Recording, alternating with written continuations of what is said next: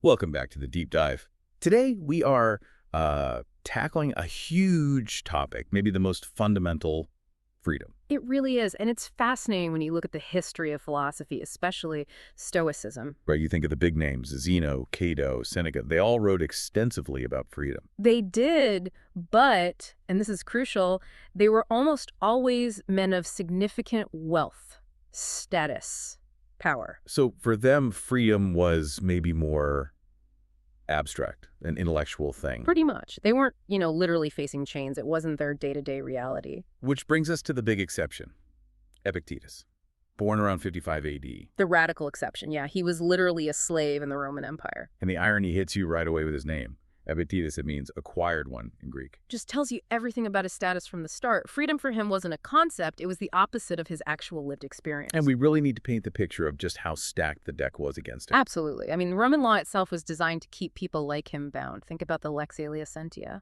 What did that do specifically? Well, among other things, it often prevented masters from freeing slaves until they reached 30. So even if you had a slightly kinder master, the law itself could block manumission. Wow. So the system was geared towards control. Total control. So the mission here for this deep dive is really to explore how this man, Epictetus, facing such brutal realities, became, well, this ultimate symbol of internal freedom. A freedom that nothing external could touch. Exactly, regardless of circumstance, no matter how bad things got on the outside. And his early life, it wasn't easy. He was owned by Epictetus. Nero's secretary, yeah. A former slave himself, interestingly, who'd become incredibly powerful and, by all accounts, notoriously cruel. Even by Roman standards, which weren't exactly known for kindness towards slaves. Not at all. Rome could be incredibly brutal with its human property. Which leads us to that famous story, the leg incident. Right. It's almost hard to talk about. Epictetus was twisting his leg violently. And you have to pause there. This wasn't just pain, it was pure dominance. A reminder constantly that Epictetus's body wasn't his own. It could be broken on a whim. Sets the stage for what happened next philosophically. It really does. Because Epictetus, in the middle of this torture, he apparently just calmly warned his master, "You're gonna break it." And Epictetus kept going. He did, until the leg snapped. And Epictetus, no screaming. This story says he just smiled slightly and said, "Didn't I warn you?" Chilling. Just absolutely chilling. It is. And he walked with a limp for the rest of his life because of it. But here's the crucial part. He took that physical breaking and turned it into Exhibit A for his philosophy. How so? He was showing his master, and later the world, precisely where that external power stopped. The leg could be broken, sure, but something else couldn't be. His will. His inner self. Exactly. He famously said, "Lameness is an impediment to the leg, but not to the will." The damage was to the physical character he inhabited, not the core self making the choices. It's such a radical detachment. You almost wonder, was it pure philosophy? Or was it also a kind of trauma response? A survival technique pushed to the extreme? That's a deep question, isn't it? Maybe it started as survival, but it became the philosophy. He looked at his own broken body and drew this incredible conclusion about what truly belongs to us. Which connects to his idea about life being a play. Perfectly. We're all actors. We don't choose the part, slave, emperor, rich, poor, that's assigned by, well, fate or the universe, whatever you want to call it. But our job? Our business is to act well the character assigned you. To choose it is another's. You control the performance, not the script. Now think about where he was seeing all this. He's a slave, but he's serving in Nero's court, the heart of Roman power. An incredible vantage point. He's witnessing extreme wealth, political maneuvering, all the contradictions right up close. And he started seeing other kinds of slavery, didn't he? Not just the literal kind he experienced. Oh, absolutely. He saw people who were legally free, wealthy, powerful, but utterly enslaved psychologically. How so? By their ambitions, by their fears, by their endless desires.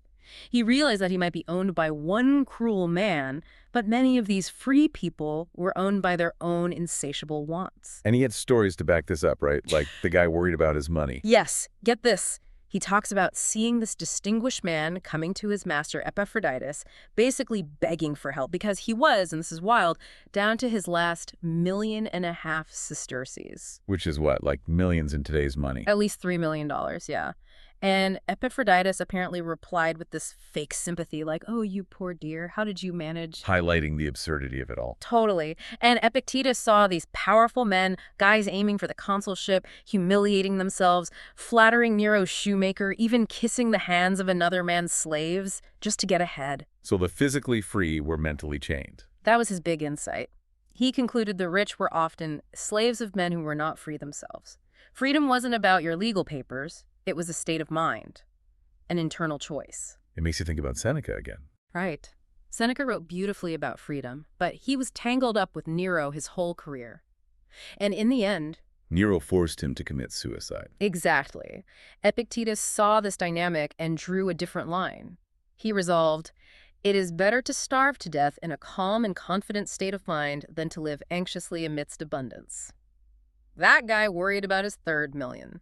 Way less free than the slave mastering his own thoughts. So at some point, he actually got formal philosophical training, despite being a slave. Yes, probably in his 20s. He managed to study under Musonius Rufus. Another significant Stoic. Musonius had his own troubles too, right? Exiled multiple times. That's right. He just returned from his third exile. And Musonius wasn't about gentle encouragement. His teaching was demanding, designed to really penetrate to the very intellect, as Epictetus put it. So not a cozy classroom experience. Definitely not. Epictetus learned that philosophy wasn't about feeling good or validating your ego. Yeah, that famous description of the lecture hall. Oh, yeah. The philosopher's lecture hall is a hospital. You shouldn't walk out of it feeling pleasure, but pain, for you aren't well when you enter it. Why the emphasis on pain, though? Seems counterintuitive for learning. Because the goal wasn't comfort, it was healing. Real healing often involves discomfort. It means you're confronting the disease, the flaws in your thinking, your self-deceptions. The pain shows the treatment is hitting the mark. Like lancing a wound. Kind of, yeah. Excising the unhealthy parts of the psyche. And Musonius demanded total honesty, painful self-assessment. There's that anecdote about the Capitol. Right. Epictetus made some mistake in his studies and tried to downplay it, saying something like, well, it's not as bad as if I'd burned down the Capitol building. Trying to put it in perspective. And Musonius just shut him down, called him a fool, said, in this case, the thing you miss is the Capitol. Meaning, when it comes to philosophical principles, any failure is a total failure. No excuses. Wow. Tough love. Very tough. But this rigorous training, combined with his life experience, led straight to his core doctrine, the absolute center of his teaching. Which is? The chief task in life, he said, is to make one crucial distinction. Separate what is up to us and what is not up to us. The Greek is ta ephemen, ta uk ephemen. Okay, break that down. What is up to us? Our judgments, our attitudes, our desires, our aversions, our opinions about things, basically our inner world, our responses. And what's not up to us? Pretty much everything external. Our body, hence the broken leg example, our possessions, our reputation, jobs, political situations, other people's actions. Yeah. All of that is outside our direct control. The broken leg becomes the ultimate proof again. Exactly. He'd say something like, you can bind up my leg, you can chain my body, you can even kill me. But not even Zeus, the king of the gods, has the power to break my freedom of choice, my inner assent. That's incredibly empowering, if you can truly internalize that separation. But how do you use it day to day, when things aren't so dramatic? Well, he gave us a really practical tool. He said, every situation has two handles. Two handles. Yeah. You choose which one to grab onto. Think about, say, a difficult family member or a frustrating colleague. Okay. One handle is maybe focusing on all their flaws, how they wronged you, how annoying they are. That's the weak handle. It just leads to resentment, anger. And the other handle? The strong handle is choosing to focus on something else. Maybe your shared history, maybe the fact they're struggling too, maybe just the simple fact that their behavior is their issue, not yours. You grab the handle that allows you to maintain your inner calm. So it all comes down to perception, how you frame things. Precisely. Epictetus was adamant. It's not things that upset us, it's our judgment about things. The event itself is neutral. It's the story we tell ourselves about the event that causes the suffering. Like if someone insults you. The insult itself is just words, air vibrating. It only harms you if you believe you've been harmed, if you internalize their judgment and let it wound your self-worth. As he said, remember, it is not enough to be hit or insulted to be harmed. You must believe that you are being harmed. Exactly. The power lies in that space between the event and your reaction. That pause. Can you insert a conscious choice there? That pause sounds like the critical moment. It's everything. And if Yeah. you can master that pause, then what? What virtues do you cultivate? Aulus Gellius tells us Epictetus identified two main failings: lack of endurance and lack of self-restraint. Okay, so what's the fix? The antidote, his whole philosophy distilled into two Greek words: aneku and apaku. What's it mean? Persist and resist. Endure and restrain. Persist and resist. So persist in doing your duty and sticking to your principles despite obstacles. Yes, and resist judging externals. Resist giving in to harmful desires. Resist reacting impulsively. Endure what you can't control. Restrain what you can. Simple, but incredibly profound. It's a lifelong practice. So eventually, Epictetus was actually freed, right? Sometime in his 30s. Yes, he gained his legal freedom. His external status finally matched his internal state, in a way. And did he jump into politics like Seneca or Cato? Try to gain influence? Quite the opposite. He seemed to deliberately avoid that path. Maybe seeing what happened to Seneca reinforced that. He chose a more, well, academic route, dedicated himself entirely to teaching philosophy. But he couldn't entirely escape the notice of the powerful. He was exiled later on. He was. Emperor Domitian kicked all the philosophers out of Rome around 93 AD. But again, for Epictetus, this likely just proved his point about externals being beyond control. He simply moved. Where did he go? He went to Nicopolis in Greece and set up a really influential philosophy school there, became quite famous in his own right as a teacher. And he lived out his philosophy of detachment, didn't he? There's the lamp story. Oh, the lamp, yes. Oh, yeah. A classic Epictetus anecdote. He lived very simply, had this iron lamp, someone stole it. Most people would be furious, right? Or at least annoyed. But Epictetus, he just shrugged it off. Apparently his reaction was something like, well, the thief was willing to pay the price of becoming a thief for my lamp. Was it worth that much? And then he said, tomorrow, my friend, you will find an earthenware lamp, for a man can only lose what he has. Meaning he'd replace the iron one he cared slightly about with a cheap clay one he didn't care about at all. Exactly. If it got stolen, no big deal. It showed his tranquility wasn't tied to possessions. But the irony is that clay lamp became famous because it was his. It did. After he died, some admirer supposedly bought that simple earthenware lamp for a huge sum, 3,000 drachmas. The symbol of detachment became a valuable collector's item. Life's funny. He really emphasized living the philosophy, not just talking about it. Absolutely. He apparently got annoyed if people praised him for reading or writing late into the night. That wasn't the point. So what was progress, in his view? Progress wasn't about accumulating knowledge. It was achieved only if the end they work for is their own ruling principle, having it be and remain in constant harmony with nature. It's about aligning your actions with your core values. Which led to his famous advice. Don't explain your philosophy. Embody it. Live it. Show it. Don't just talk about it. And he practiced what he preached, with self-examination. Definitely. He advocated for a daily review, asking yourself questions like, what did I do well today according to my principles? Where did I go wrong? What do I still lack to achieve tranquility? Constant self-correction. Amazing that someone with such a profound impact never actually wrote anything down himself. Like Socrates. It is amazing. We owe everything we know about his teachings to his student, Arrian. Arrian compiled his lecture notes. Yes, apparently into 8 books, though only 4 survive, plus some fragments. And crucially, Arrian created an abridged version, a handbook. The Enchiridion. Exactly.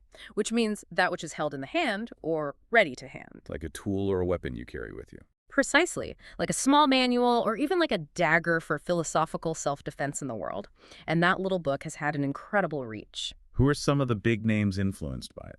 Well, emperors like Hadrian and, most famously, Marcus Aurelius, whose meditations are deeply influenced by Epictetus. But it wasn't just emperors. Not at all. Centuries later, you find someone like Toussaint Louverture, the leader of the Haitian Revolution himself, a former slave, drawing inspiration from Epictetus's fierce internal freedom. And there's a really powerful modern example too, isn't there? Yes, Colonel James Stockdale, the U.S. Navy pilot shot down over Vietnam in 1965. He became a POW. For over 7 years. And Stockdale had studied Epictetus at Stanford. He later said that as he was parachuting down into enemy territory, knowing he faced capture and torture, he told himself he was leaving the world of technology and entering the world of Epictetus. Wow. He explicitly used Epictetus's core doctrine, separating what he could control, his integrity, his responses, from what he couldn't, the torture, the captivity, to survive and lead other prisoners in the Hanoi Hilton. It's maybe the ultimate testament to the power of the philosophy, tested in the absolute worst conditions. It truly is. It shows that this internal freedom Epictetus taught isn't just theory.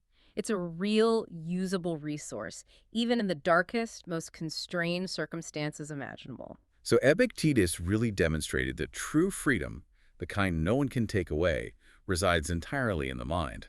That's the core takeaway. It's always available to you, no matter what's happening outside. Okay, so let's leave our listeners with a final thought, drawing directly from Epictetus. He had this radical idea. That anything external we place value on essentially makes us a slave to it, or to whoever controls it. Right, he said the value we place on it subjugates us to another. That's potent. It really makes you think. So here's the question for you to ponder. Given that belief, what's the one external thing you currently value or desire? It could be something seemingly good: peace, wealth, leisure, status, even knowledge or learning itself. What thing, if you're truly honest, is subtly acting like a chain, making you less free, psychologically, than that former Roman slave? And how can you apply those two key words, persist and resist, to loosen that chain?